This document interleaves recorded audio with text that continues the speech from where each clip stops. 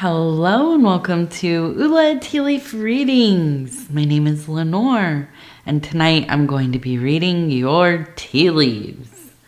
This is a horoscope for Scorpio. If Scorpio is your solar, lunar, ascendant/rising sign, then this is a message for you.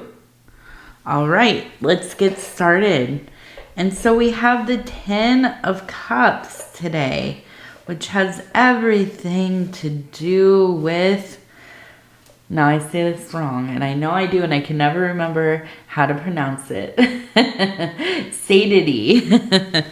I know my husband tells me whenever I ask, he's told me more than once, and I've looked it up as well. I just have my own way of pronouncing things, I guess. So basically, this is the peak of ripeness, right? That happiness, that fulfillment, new beginnings, a lot of hope, really, hope, and passion and emotionality. Okay, let's go ahead and take a look. And if you have not subscribed yet, please think about doing that. You can hit that little bell. It'll let you know when the next readings are coming out. It is free to subscribe. All right.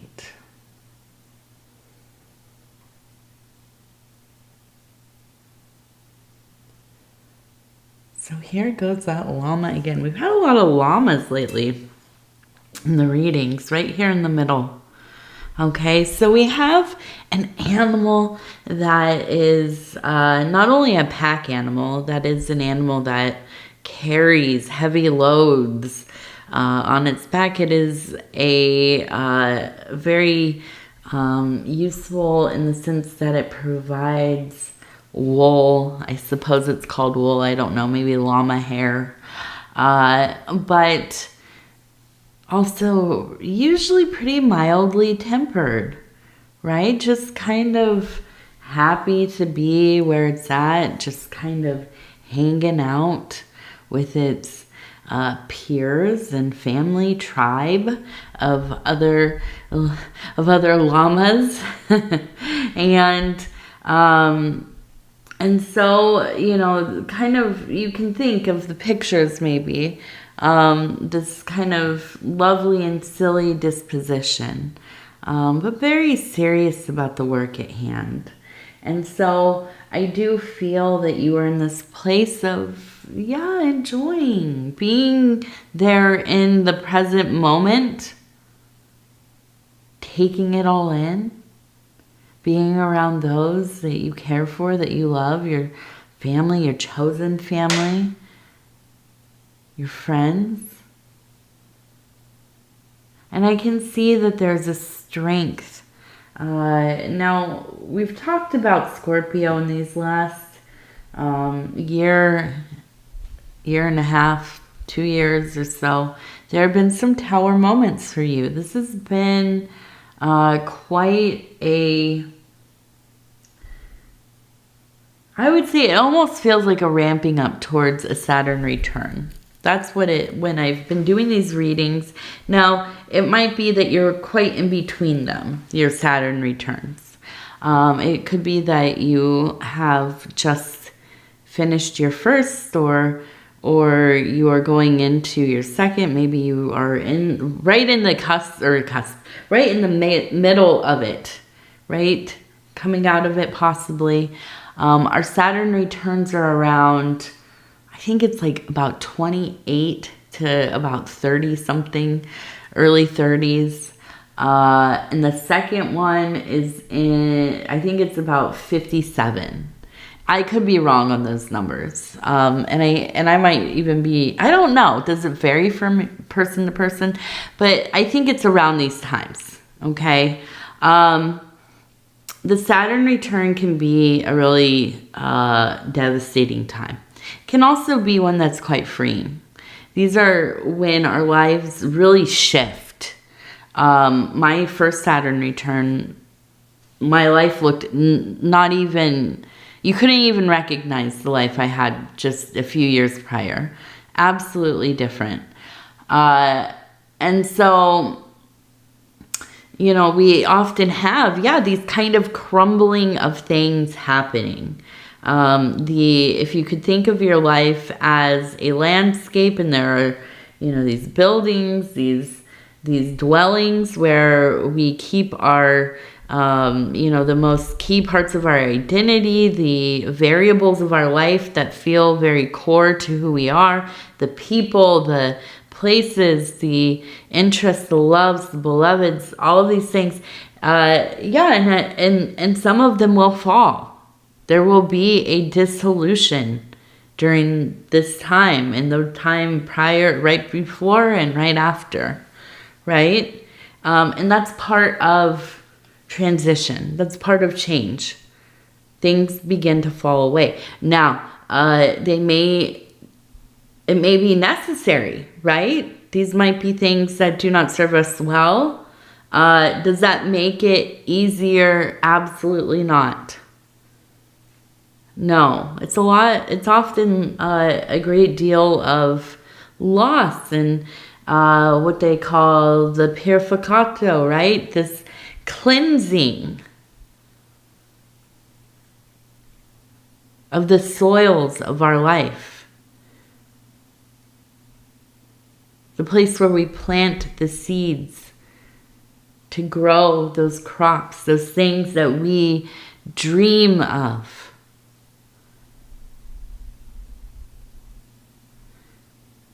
The soil must be gone through, right? It must be tilled and cared for, and nutrients applied.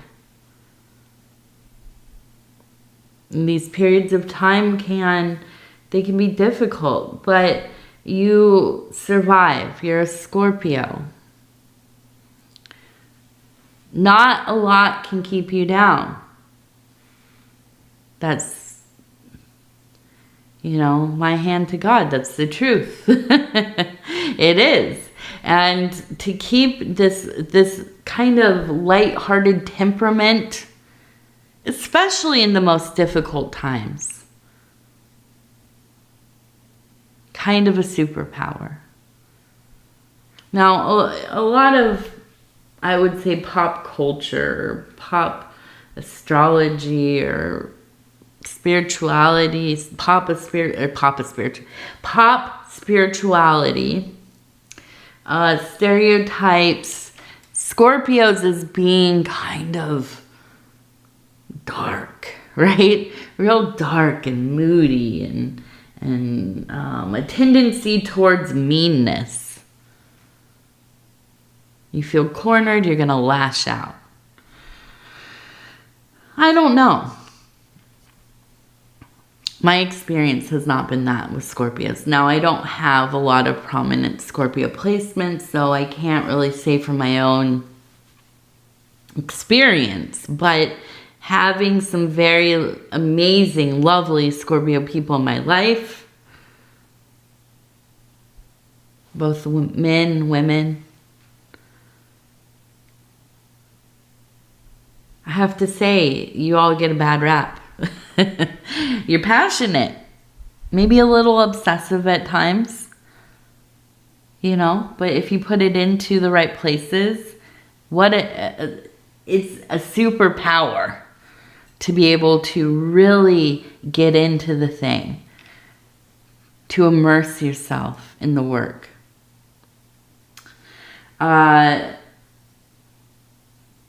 We have two people here. We have one here. We have one here. Okay. This one has an eye for the head. So also seated, holding a staff that has a bird sitting on top of it. We have a flower above that. This one seems to have a bird's head, and it is running. So I feel that this one is kind of the gatherer of information. The bird is often related to that airy element, a higher and wide perspective.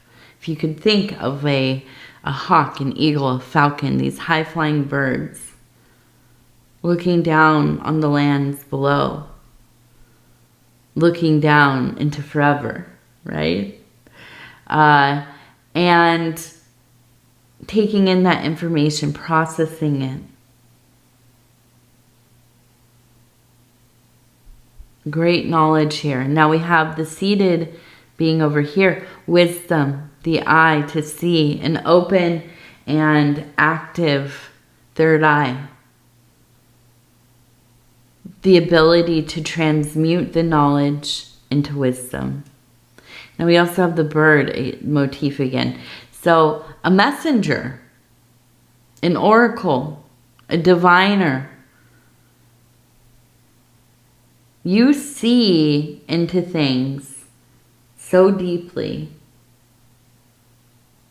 I think it's hard for you to sometimes get close to people because you instantly read them.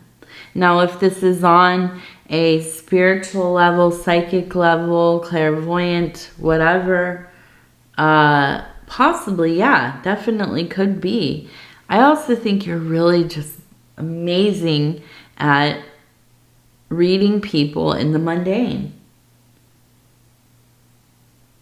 Now, I feel like this is where I gained my ability, or at least was able to compound my growing ability to read, right? To have visions and to feel, these other things coming through.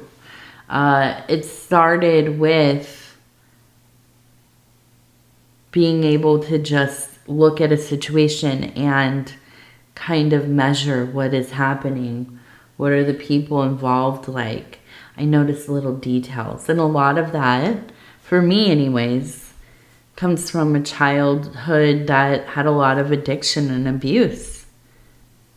Now, I'm not saying this is the only way to become a very perceptive person, but I often see this in people who have also gone through some very difficult things.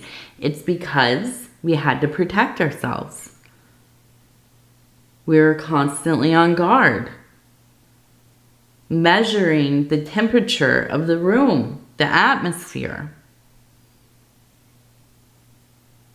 And that doesn't leave you. You see this in people who work in like law enforcement or first responders, medical people, especially if they work in like emergency rooms and things. Because yeah, you're always evaluating what is going on.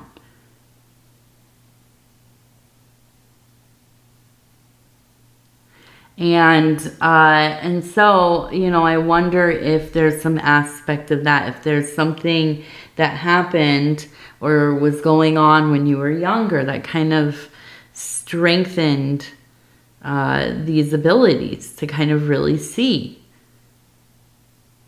And, this is something I've also kind of really witnessed in people who were bullied a lot as children by their peers at school, in the community in general. Now, kids don't live like, we used to.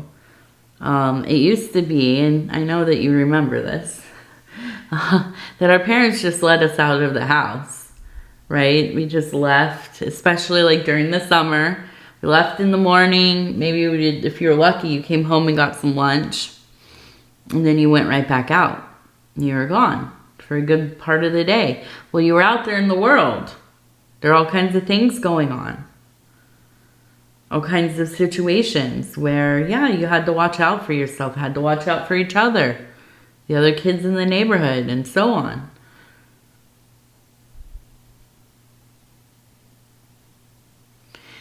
And so I feel that, you know, something somewhere in here, it led to you being somebody who definitely is in tune with the energies that are around you. I don't think this came from an easy place.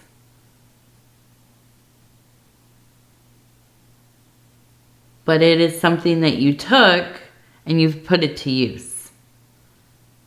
And it has elevated your ability to commune with spirit, with the divine. You look for signs and symbols and you see them, the doorways, the windows, the opportunities. You're very adapted. And so, you know, I feel definitely a time here where there seems to be a relationship emerging. And we have a dragon. We have a large dragon here. We have a smaller dragon here.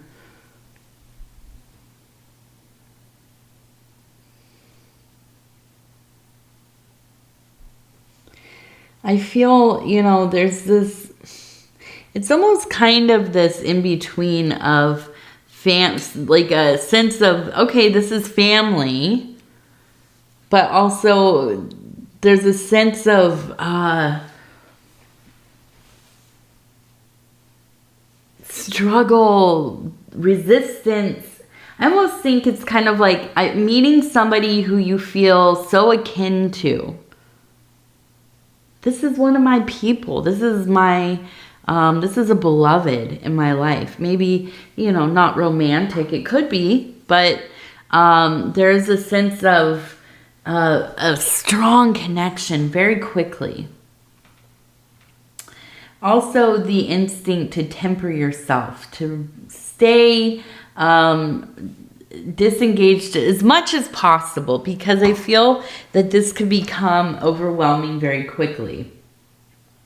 And that is that I think that you're very drawn to them. There is like a sense of, it could almost become on the verge of obsession. And I feel it would be mutual. Okay. But there's a knowing, right? This could go very well. We could be the best of friends. But then you have a mercurial nature, right?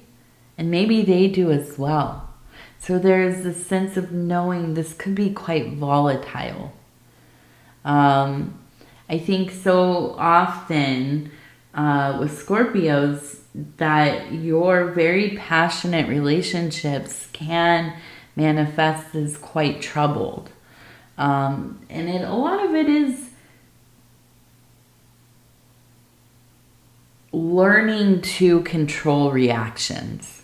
Now, you might feel absolutely twisted up about something. Angry, rage, just, I can't stand being around this person anymore. You know, and then in like an hour, it's like, oh, this is my favorite person in the whole world. Beloved. I couldn't live without them. They're my best friend. They are my family. You know, and vacillating between the two. Now, yeah, some of us are like that. I know that I am. I can be like that, definitely. But it's about learning how to minimize our reactions. Because you know, this is kind of how I feel. This is how I cope with things. I over and undervalue things. I maybe have reactions that are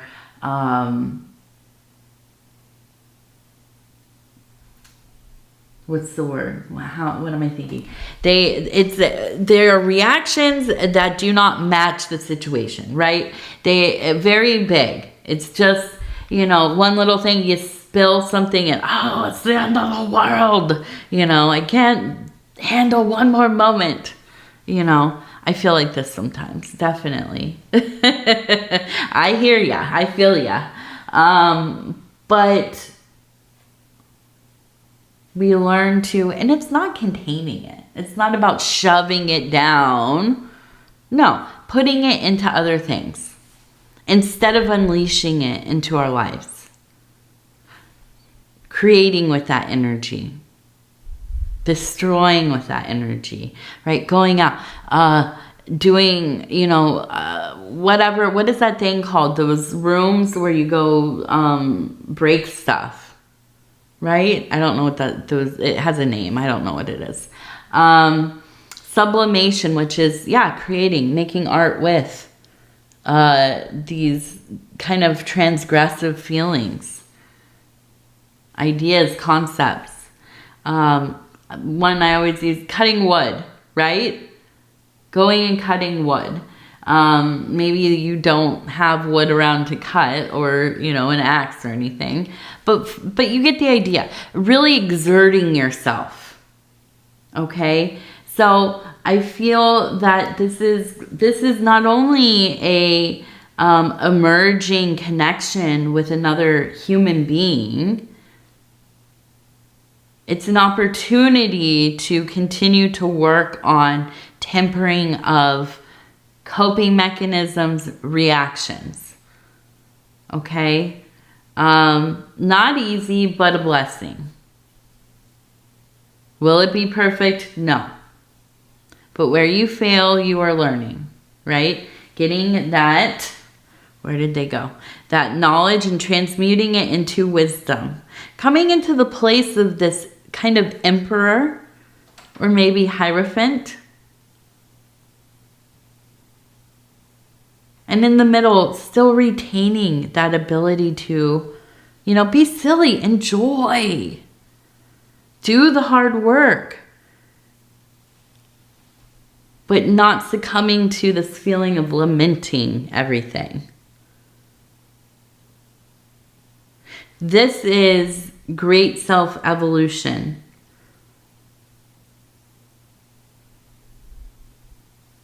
Now, I have to say, I keep looking at this, it looks like Circle K.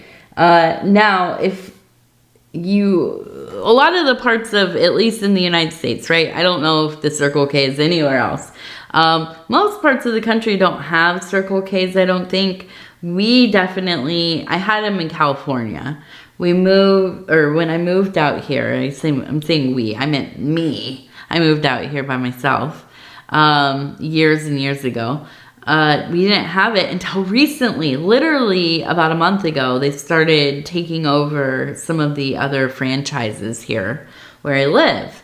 And so it's interesting to me to see that. That's kind of, you know, I don't know. But so something to do with maybe Circle K, if you have any, you know, if you have any experience with that.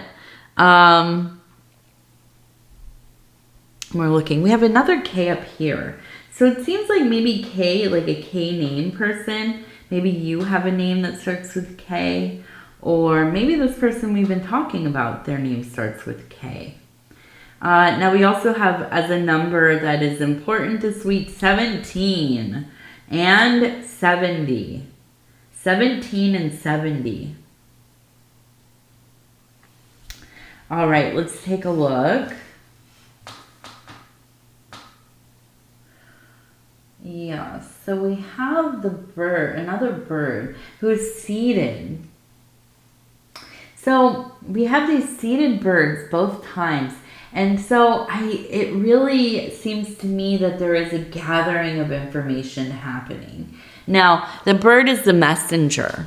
So kind of almost like you're learning something about a person, about your social life, about your family, whatever it is. But you have not told anybody. You haven't discussed it yet. You're just taking it all in. But it seems important because it keeps coming up. And there's this real feeling of, you know, choosing wisely What do you do with this information? Will you just kind of keep it and forget about it? Will you keep it and sit on it forever? Or, yeah, are you going to pass it along when the time is right? I don't know. I don't know. But I don't see a bird in flight. Now, we have a seahorse, right? And so if you've ever seen the little seahorses, I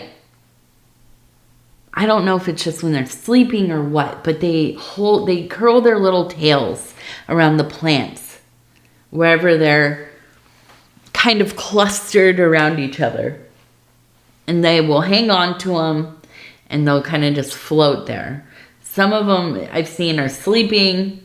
Sometimes they're just hanging on. It's like to keep themselves anchored, right? So they don't float away. But I feel like this is a sense of like keeping yourself grounded. Yeah, keeping your head on straight, as they say, and being very aware. Now, I also feel that there is a sense of really kind of standing on your square, as they say, staying in your place of power. There is a resolve here. There is a confidence. There is kind of an extreme elegance, I would say. Beautiful and regal, I think is the word. Kind of, I imagine you have quite a lovely posture. Keeping your chin up, no hiding or shrinking yourself or making yourself smaller to get by or be unnoticed. No, you have very confident aura. And I think this is something that only intensifies as you get older. I think where you've once kind of questioned your place in things, not any longer. You know where you're supposed to be at any given moment. And you know that things begin to change. Sometimes small, little changes. And then there are times when the shifts are so large and it feels like life is ever just as different as can be from moment to moment. And I feel that, you're coming off of a time like that. Things are settling in a little bit. I think that you're finding your footing. You are in your place of power, as I said. And you're figuring it out. Yes, you absolutely are. Okay, let's see. Whew.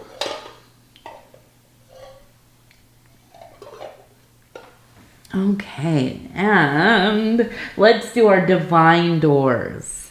I love doors. I love this deck because it has such beautiful doors to show.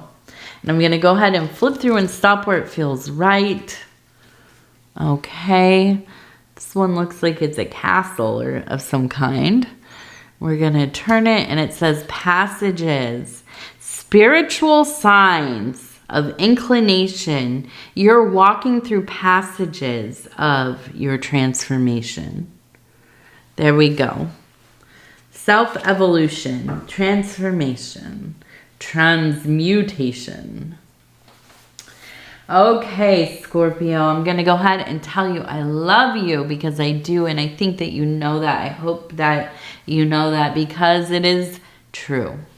And if you would be so kind as to like the video, it really does help the channel. And if you have not subscribed yet, please think about doing that. You can hit that little bell. It'll let you know when the next readings are coming out. It is free to subscribe. And if you'd like to leave a comment, please do. I love hearing from you. Yeah. So anyways, I thank you again for spending this time with me. I don't think I thanked you before, but I'm doing it now. But yes, thank you so much for being here with me. And we'll talk in a few days. I love you. Take care of yourself. Be safe. And good night.